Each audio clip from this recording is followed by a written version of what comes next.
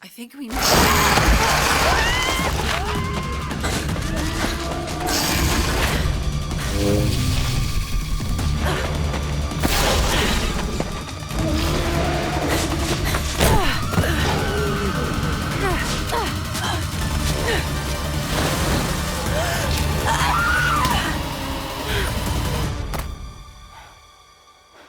Don't worry. You're okay. They stay in there.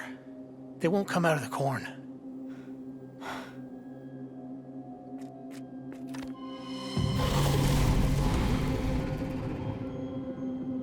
It took a few minutes to really sink in after he pulled me up onto the rock. All of it happened so fast.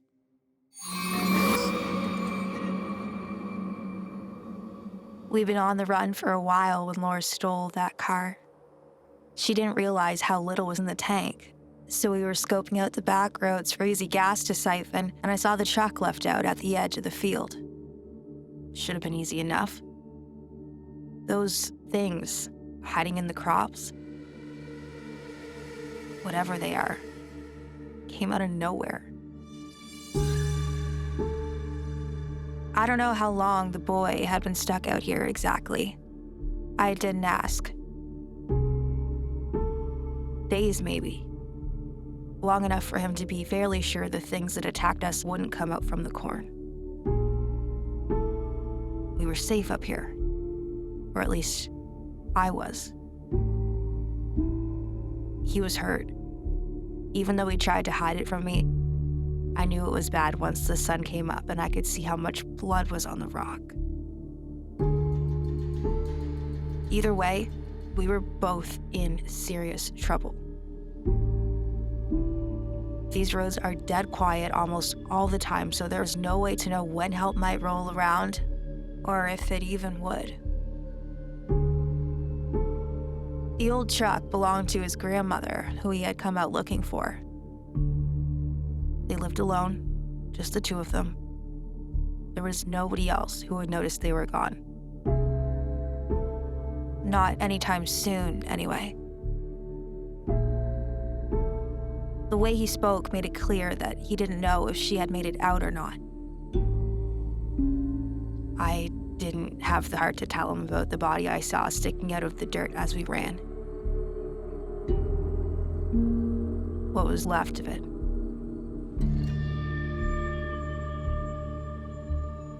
I could hear Laura crying from somewhere in the corn. I couldn't tell exactly how far out she was from the rock. Sometimes it sounded like she might have been close enough for me to try something. Anything. Maybe I could have helped her. The boy didn't think so. He told me he ran track 100 meters in just over 11 seconds, all county record. Those things in the field were faster than him. They'd be faster than me. They clearly knew Laura was there, but didn't seem to care anymore. Or maybe they left her on purpose, trying to lure us back in. After a few minutes, her cries turned to moans, and eventually stopped. My phone has no service this far out. To be honest, I wouldn't know what to do, even if it did. Who would I call? The police? Not after what we'd done. Maybe I deserved this, but I doubt the boy did. He saved me, and he didn't have to do that. For a while, he kept his gun close and me at a distance. I'm sure he knew that I had no good reason to be in that field before dawn, even if he didn't say it outright. Some hours into the day, the bottle of water from my pack convinced him to let me get a bit closer. After he had a drink, I used some to clean him off. His leg was injured pretty badly, so I ripped up my shirt sleeve to wrap the parts that looked the worst. And we both went back to quietly waiting for someone to come along.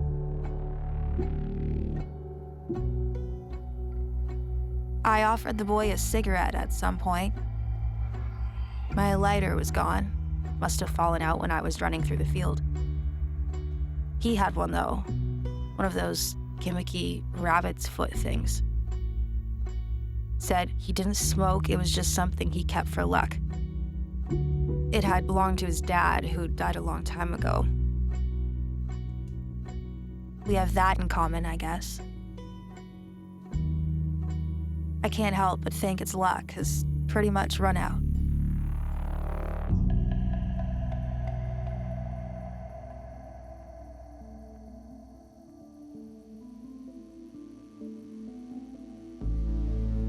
By sunset, we hadn't seen a single car pass by. I've never been very good with being stuck in one place. There were moments that night when I thought about just climbing down into the corn and crawling off as quietly as I could, even if it took hours to reach the road. Or maybe I'd just run for it. Screw the all-county record. See if I could make it out before those creatures could take me. I would have thought they had to sleep sometime, but those deep, shaky howls they made every few minutes were a constant reminder that they were still out there, ready for me.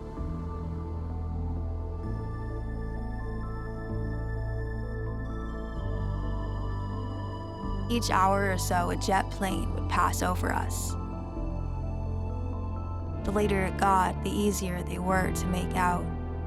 Dark shapes and blinking lights cutting across the sky, leaving behind long trails from one end to the other.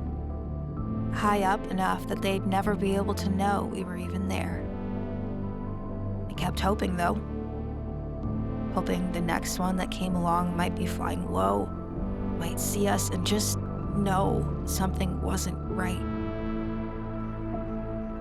I would imagine one of the people on board had the power to send help, to get us somehow out of this goddamn field.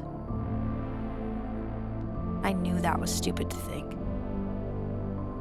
That nothing like that would ever really happen.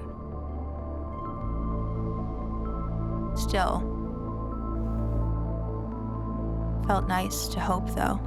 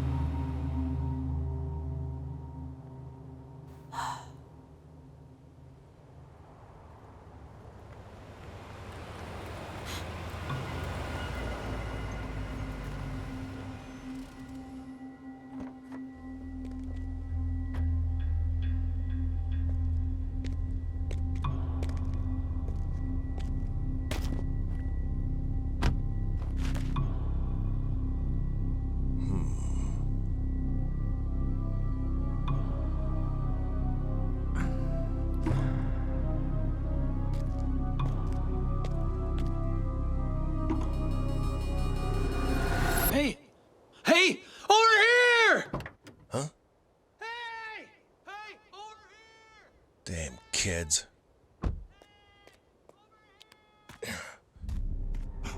Wait. No! No, wait!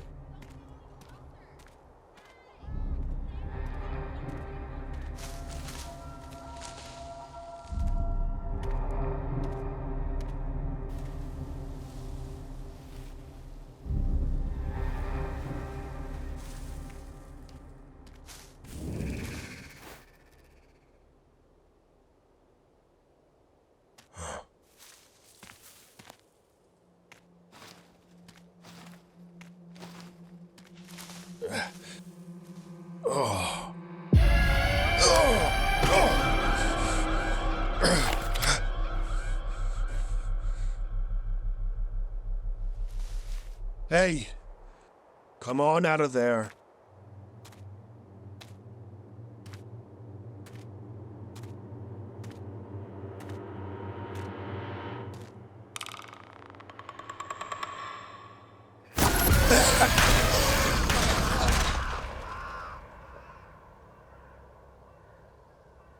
We ran out of water sometime after the sun came back up, and I could feel myself getting weaker as the hours kept dragging on. The boy had it worse. He was tired, shaking sometimes. And the blood, he'd lost a lot of it.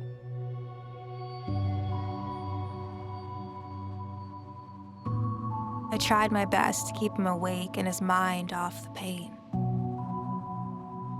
We talked about anything we could. Our favorite movies, the music we liked, how I moved around a lot as a kid, and how he'd never even been anywhere else. He'd spent his whole life in this one town. He said his grandmother told him this all used to be trees and stuff at one time. But the night the rock fell from the sky, it cleared this whole field. Back then, to remove it would have been more hassle than it was worth. So they just planted around it. Everybody called it the Devil's Rock. No one really knew why. Or if they did, they just never said. The crops here grew like crazy, though, as if the land itself had been changed somehow.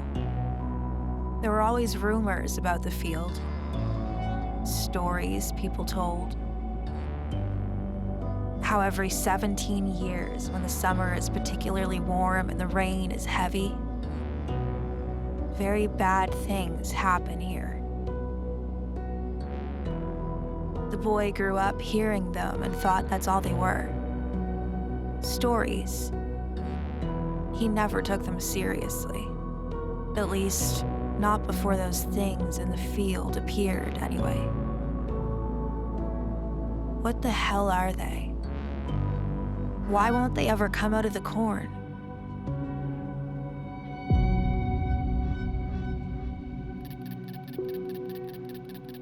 I guess it doesn't really matter why. Maybe they don't even know they can. How would they if they never had? We're right here. It would have been so easy to take us if that's what they wanted. All they had to do was something different.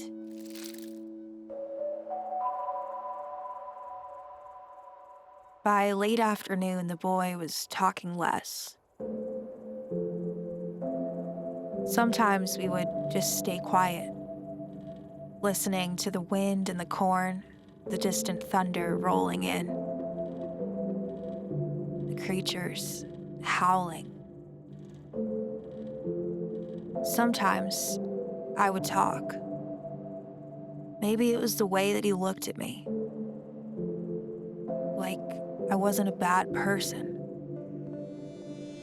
Maybe it was because he reminded me so much of my dad.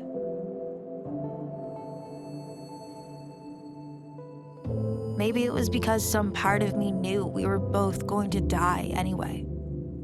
Whatever it was. I told him everything.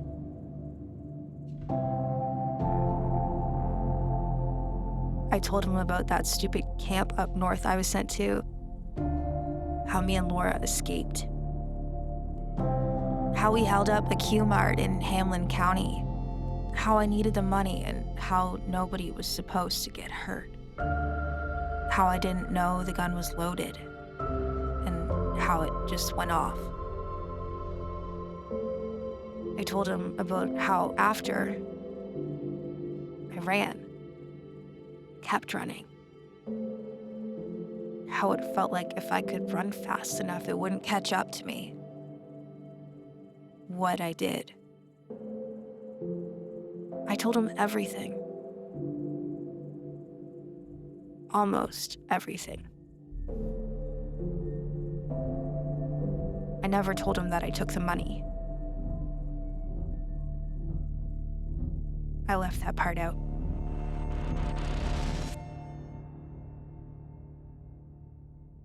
So, that's it, I guess. I know it won't change anything, but if anybody ever hears this, I want to say I'm sorry. Sorry for all of it.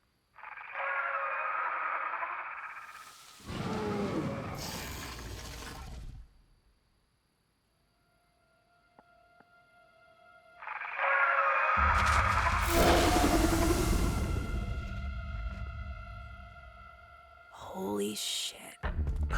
What's going on? The creatures. That sound they make, they're calling each other. Okay, so? So I can use it. Use it? For what? A head start.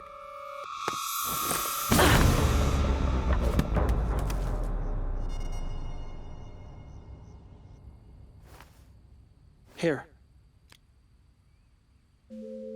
For luck. Thanks. I'll slow them down if I can.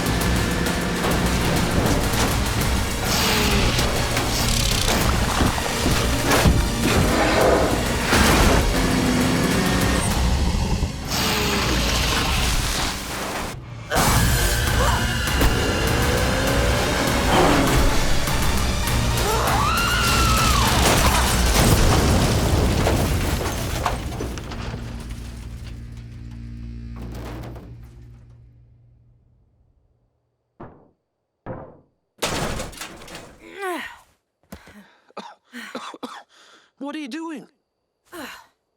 I don't know. Something different.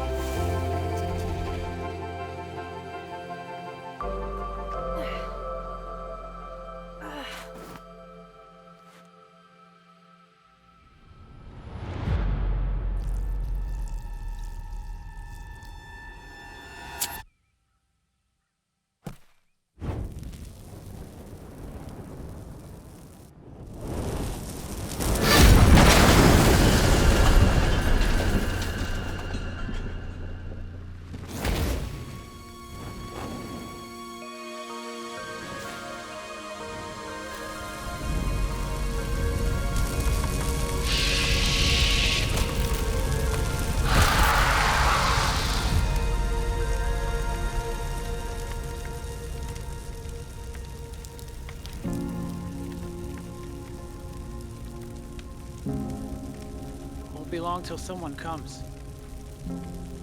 They'll see this from town. Yeah, I know. I think I'm done running.